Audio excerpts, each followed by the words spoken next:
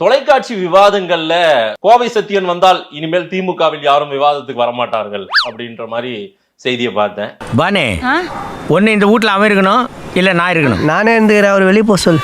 Sir நீங்கள் வர்றதா நாங்கள் வரமாட்டோம்னு சொல்லி திமுக சொல்கிறாங்க. இல்லை சார், அவர் அவருக்கு ஏற்ற மாதிரி பேசுறதுக்கு எங்கள்கிட்ட ஆள் இல்லை, இப்போதான் தயார்படுத்திட்டு இருக்கோம், அதனால அவர் நாங்கள் வரமாட்டோம், நீங்கள் ஆளை மாற்றுங்கன்னு சொல்லி அழுத்தம் கொடுத்து மாற்ற சொல்கிறாங்க சார். அப்படி அப்ப நான் மட்டும் நான் இழுச்சவாடா? இது எக்ஸ்ட்ரா யாரோ சொல்லியிருக்காங்க. திமுக சார் பேசிய வளர்ந்த இயக்கம் தான் சார். இதெல்லாம் நம்புற மாதிரியாங்க இருக்குது. ஆரம்பத்தில் நானும் தான் நம்பினாதான் சோறு போடுன்னு தாத்தா சொன்னாரு, அதுல இருந்து நம்பிட்டேன். நான் என்ன சொல்றேன், சில நெறியாளர்களையும் நீங்க சம்பந்தப்படுத்தி பேசுறீங்க. இதுல சாயம் தான் ரொம்ப ஈஸியா பூசிடுறீங்க. இந்த விமர்சனம் எம்எல்ஏ இருக்கு. நான் சொல்றேன், என்னைய திமுக காரன் நீங்க பிம்பம் குத்திட்டு போனீங்கன்னா அது என்ன பாவனைன்னு எனக்கு ஒன்றும் புரியல. பட்டத்து இளவரசன் மிக மிக நாகரிகமான விமர்சனம் தான். அது கூட சீண்டி பாக்குறீங்க. மன்னர் பொம்மை முதல்வரோட நாகரிகமான விமர்சனம் என்ன இருக்க முடியும்? அத கூட நீங்க இதை பேசாதீங்க, இதை நீங்க சொல்லாதீங்க அப்படின்னா. அப்படிங்களா? ரொம்ப ரொம்ப சாரி சார். அப்படிதான் பேசுவேன். சரிங்க, அப்பா மகன் பேரன் கொள்ளு பேரன் வரும்பொழுது ஜனநாயகத்தில் மன்னர் ஆட்சிங்கிறத விட ஒரு நாகரிகமான விமர்சனம் அதை தாண்டி எப்படி வைக்க முடியும்? சரி, இப்ப ஜனநாயகத்தை காப்பாற்றுவோம் ஸ்டாலின் ஒரு அறிக்கை கொடுக்குறாருன்னா, கட்சியிலே ஜனநாயகத்தை காப்பாற்ற முடியல, அப்பா மகன் பேரன் கொள்ளு பேரன் போயிட்டு இருக்கீங்க. இதான்டா திமுக, இதான் திமுக. மறந்துடாத, திராவிட மாடல்னா என்னன்னு கேட்கறவங்களுக்கு இதுதான் பதில். உள்கட்சி ஜனநாயகம் இல்லாத இடத்துல போய் நீங்க எப்படி ஜனநாயகத்தை காப்பாத்தீங்க கேட்கறது நாகரிகமான விஷயம். அப்பா மகன் கொள்ளு பேரன் நீங்களா வரிசைப்படுத்தி எதையாவது சொல்லாதீங்க. மாமா கோவம் வந்துருச்சு, இனி அவர் மேல ஒரு அடி பட்டாலும் எரிமலை வெடிக்குண்டா. அப்புறம் விமர்சனம் நீங்க என்ன பாக்குறீங்க? எந்த இடத்துல என்ன சொன்னாலும் சரி சரி தள்ளாட்டிட்டு பேசாம போறது பேர் தான் நான் இதா ஜனநாயகம். சார் அவங்க பேரன் வந்தாங்க, கொள்ளு பேரன் எல்லாம் வந்தாங்க, நீங்க ஏன் சார் இப்படி இட்டு கட்டி பேசுறீங்க? சேலத்துல நடந்த மாநாடுல உதயநிதிக்கு பின்னாடி யார் உட்கார்ந்துருந்தா? அதே திமுக 40 வருஷம் 50 வருஷமா இருந்த ஆளு வெளியில உண்டியல் குளிக்கிட்டு இருக்கிறாரு. அதே சேலம் மாநாடுல வெளியில உண்டியல் குளுக்குறாரு. ஆனா உதயநிதியோட மகன் என்கின்ற ஒரே தகுதியில அவர் பையன் பின்னாடி உட்கார்ந்திருக்காரு. மாநாட்டு வாசல்ல என் பிள்ளை படிப்புக்கு உதவி பண்ணுங்கன்னு ஒரு நிர்வாகி கையேந்திட்டு கிடந்தார். அந்த கொடுமையை நீங்களே பாருங்க. ஆதி திராவிடர் அணியில நிர்வாகியா இருக்கிற இவரு தன் மகளோட படிப்பு செலவுக்காக மாநாட்டுக்கு வந்த உடன் பிறப்புகள் கிட்ட நிதியுதவி கேட்டுட்டு இருந்தாரு. அதை வேற ஞாபகப்படுத்திட்டீங்க, நெஞ்சமெல்லாம் பொண்ணா இருக்கு தம்பி, மறக்க முடியல. தேர்தல் வாக்குறுதின்னு சொல்லிட்டு ஒரு கையெழுத்தில் நீட்டை ஒழிப்போம்னு சொல்லி இன்னைக்கு ஒரு கையெழுத்துல பஞ்சு மிட்டாய் ஒழிச்சு சாதனைங்கிறது விமர்சனம்.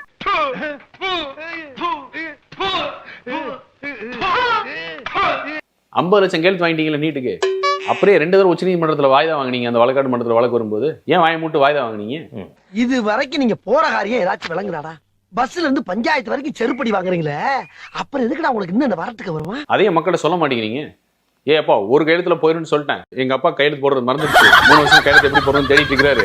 அடுத்தது 50 லட்சம் கையெழுத்து வாங்கிட்டோம், இல்ல 75 லட்சம் கையெழுத்து வாங்கிட்டோம், அதை கூட மாநாட்டுல தூக்கி போட்டோம், குப்பையா போட்டோம். இல்ல குப்பையோட எல்லாம் போடல இருங்க. 80 லட்சம் கையெழுத்து இயக்கத்தை நடத்தி கையெழுத்தை வாங்கி அதன் மூலமாக நீட் தேர்வை ரத்து பண்ணுவோம் என்று சொன்ன திமுக அந்த 80 லட்சம் கையெழுத்து அட்டைகளையும் தபால் அட்டைகளையும் நேற்று காட்சிப்படுத்தியிருந்தாங்க. பகல்ல காட்சிப்படுத்தியிருந்தாங்க. இரவு 8 மணிக்கு மேல மாநாடு முடிஞ்ச பிறகு அந்த 80 லட்சம் அந்த நீட் தேர்வு அட்டைகள் எங்க தெரியுமா போச்சு? குப்பை தொட்டிக்கு போச்சு. பொய் சொன்னான்னு சொல்லுவான், நீங்க பாத்துட்டு அப்புறம் வாங்க.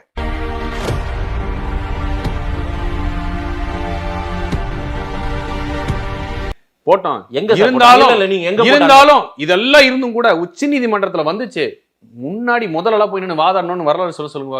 ஏன் மதேஷ் எவ்வளவு நாள் மக்களை ஏமாத்துவாங்க மதேஷ்? உங்களை ஒத்துக்குங்க. அப்ப ஐயா மன்னிச்சுங்க ஐயா, நான் வீரம் பேசிட்டேன், தேவையெல்லாம் போய் பேசிட்டேன், என்னால முடியல ஐயா, நானே எனக்கு நம்பர் 1 பட்டம் கொடுத்துட்டேன், அந்த பட்டம் போலிங் எனக்கு இப்ப எல்லாருக்கும் தெரிஞ்சு வச்சே, வாங்கி என்னை காப்பாத்துன்னு சொல்ல. உங்க வீட்டு பிள்ளையா நினைச்சு எல்லாரும் என்னை மன்னிச்சிருங்க. ஏண்டா பண்றதையும் பண்ணிட்டு எங்க வீட்டு பிள்ளையாடா நீ? வீட்டுல இருந்தா கூட்டாங்க உங்களுக்கு கோபாலபுரம் வீட்டுல இருந்து, எதுக்கு எடுத்தாலும் போய் கோபாலபுரம் வீட்டுக்கு போயிட்டு இருக்கீங்களே. தேர்தல் அறிக்கை பின்னாடி பாருங்க மதேஷ். எதிர்ப்பு மனநிலையில் அவங்க உறுதியா இருக்காங்க. தம்பி காமெடி வேண்டாம், நான் சொல்லிட்டேன், நானு காமெடி பண்ணாதன்னு சொல்லியிருக்கேன் நானு. இன்னைக்கு பாத்தீங்கல்ல பட்ஜெட், ஓ பிரமாதம். தாய்மானவரான தமிழ் புதல்வன் முதலமைச்சர்னு போட்டிருக்காங்க. யார் நீயா? அது என்னமா கொஞ்சம் கூட வெக்கப்படாம பேசிட்ட? குடிசை இல்லாத தமிழ்நாட்டை உருவாக்குவதற்காக 6 ஆண்டுகளில் 8 லட்சம் வீடுகள் கட்டும் கலைஞரின் கனவு இல்லம். ஏன் சிரிக்கிறீங்க? கலைஞரின் கனவு இல்லம். இதெல்லாம் யாராவது கேட்டிருந்தாங்கன்னா அங்க இருக்கிற பழைய செருப்பால அடிச்சிருப்பாங்க. கலைஞர் எல்லாத்துக்குமே கலைஞர் பேர் வச்சுக்க வேண்டியது, வேற என்ன பண்ண முடியும்? சுயமா சொந்தமா யோசிக்கிறதுக்கு புத்தி கிடையாது. இது பிறந்ததுல இருந்தே இப்படித்தானா? மூளை வளர்ச்சி குறைவா? 1,00,000 மாணவர்களுக்கு கல்வி கடன்ன்றாங்க.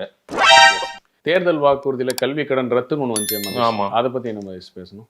ரத்தாகல இல்லைங்களே. நீங்களே கேட்டு தெரிஞ்சுங்க மதேஷ். கல்வி கடன் ரத்துன்னு நாங்களே மதேஷ், அது என்னாச்சுன்னு கேளுங்க. அதெல்லாம் ஒரு தொழில் ரகசியம் ஐயாச்சாமி. அப்ப இதே தொழிலாத்தான் அலையிறியா நீ? இப்போ 1,00,000 மாணவர்களுக்கு நீங்க கடன் கொடுக்குறேன்னு சொன்னீங்க. ஆமா ஆமா. பல லட்சம் மாணவர்கள் கல்வி கடனை நாங்க ஆட்சிக்கு வந்த உடனே ரத்து பண்ணிடுவோம்னு சொன்னீங்க. அது என்னாச்சு மதேஷ்?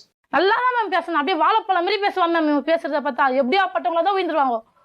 பேசியே கவர் பண்ணுவான் மேம் இவன். 1,00,000 கோடி கடன்ல 2011 ஆட்சி கட்டில ஏறணும். ஆட்சி கட்டில விடும்போது 4,70,000 கோடி. 10 ஆண்டுகளாக 3,70,000 கோடி ரூபாய் கடன் வாங்கி சராசரியாக ஆண்டுக்கு 37,000 கோடி ரூபாய் கடன். நீங்க ஆட்சிக்கு வந்த 3 ஆண்டுகளை வாங்கி இருக்க கடன் எவ்வளவு மதேஷ்? 3,75,000 கோடி. நாங்க 10 ஆண்டுகளை வாங்கின கடன் நீங்க 3 ஆண்டுல வாங்கி முடிச்சிட்டீங்க. யாரை ஏமாத்துறீங்க மதேஷ்? இன்னும் எவ்வளவு நினைச்சிருக்கீங்க மக்கள் ஒண்ணுமே தெரியாம இருக்காங்கன்னு? நானே எத்தனையோ பேரை பாத்துருக்கேன்டா. ஆனா உன்ன மாதிரி வெறும் வாயில வடை சுருள் நான் பாத்துலடா. எங்க அப்பா சென்னையை அடுத்த கோவளத்தில் ஏரோடான் என்ற சுற்றுலா ஹெலிகாப்டர் நிறுவனம் செயல்பட்டு வருகிறது. பணம் கேட்டு பல்வேறு வகைகளில் தங்கள் நிறுவனத்திற்கு தொடர்ந்து தொல்லைகள் கொடுத்து வரும் விசிக சட்டமன்ற உறுப்பினர் SS பாலாஜி மீது தகுதி நீக்க நடவடிக்கை எடுக்க வேண்டும் என புகார் அளித்தோம் என்று நிஷா கூறினார். 6,000 ரூபாய் ஆகும். 6,000 ரூபாவா? வடகம்பி மூக்கா கடைக்கு ஓனர் நீயா இல்ல நானா? 6,000 கேக்குற, ஒரு 9,000 ஆகும். 9,000 திருப்பூர் MLA அவர்கள் திரு பாலாஜி சார் அவர்கள் வந்து நிறைய ப்ராப்ளம்ஸ் பண்ணிக்கிட்டே இருக்காங்க. எங்களுக்கு எப்பவுமே அவர் வந்து ப்ராப்ளம் பண்ணிக்கிட்டே இருக்காரு, த்ரெட்டன் பண்ணிக்கிட்டே இருக்காரு எங்களை. நீங்கள் வந்து ஆக்சுவலாக இது என்னன்னா பிரைப் கேட்டாங்க, நாங்கள் அதை கொடுக்கல, எங்கள் கம்பெனி கொடுக்கல. அதுக்காக அவங்களே சொல்றாங்க நீங்கள் மட்டும் சம்பாதிக்கிறீங்க, இந்த பிரைவேட் கம்பெனி மட்டும் சம்பாதிக்குது அப்படின்லாம் சொல்றாங்க. ஆனா அந்த கர்மத்துல விடுங்க, உனக்கும் வேணாம் எனக்கும் வேணாம், 4,000 கொடுத்துரு. வண்டியில பிரச்சனையா இல்லங்கிற 4,000 கேக்குற? ஒரு 3,000 ரூபாய் கொண்டு அமுச்சு. வண்டி ஸ்டார்ட் ஆயிடுச்சுன்றான் பைத்தியம். இவர்கள் என்றைக்கும் திருந்த போவதே கிடையாது. மானங்கெட்ட பிறவிகள், வெக்கங்கெட்ட பிறவிகள். இது யாரு? நம்ம அம்மா மேக்கப் போடியே தெரியுது பாரு. திருவிழாவே ஆரம்பிக்கல, அதுக்குள்ள கிரீடத்துல எங்க கிளம்பிட்டீங்க? நாங்க மிஸ் தென்காசி அழகி போட்டிக்கு போறோம். மிஸ் தென்காசியா? தென்காசில அழகி போட்டி நடக்குதே உங்களுக்கு தெரியாதா? அது அலைகளுக்கு இல்ல, கிளவிகளுக்கு எதுக்கு? இவ்வளவு அழகான ஒரு வேட்பாளரை உங்கள் பிரதிநிதியாக அனுப்ப தவறுவிடாதீர்கள். விளங்கும்டா. இந்த வீடியோ பிடித்து இருந்தால் சேனலை சப்ஸ்கிரைப் செய்யவும், ஏதாவது குறைகள் இருந்தால் கமெண்டில் போடவும், அப்புறம் பறக்காமலே போட்டிருந்த வரட்டாமாம் வீடுறதை வரண்டா Chinnasamy. Hey guys, this is your editor. Video பிடிச்சிருக்குன்னு நினைக்கிறேன். ஸோ பிடிச்சிருந்தா ஒரு லைக் பண்ணிடுங்க.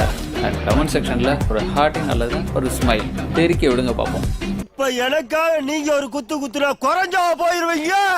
சரி பாசக்கரப்ப ஒரே ஒரு குத்த குத்தி விட்டு போவோம். வாடாங்க.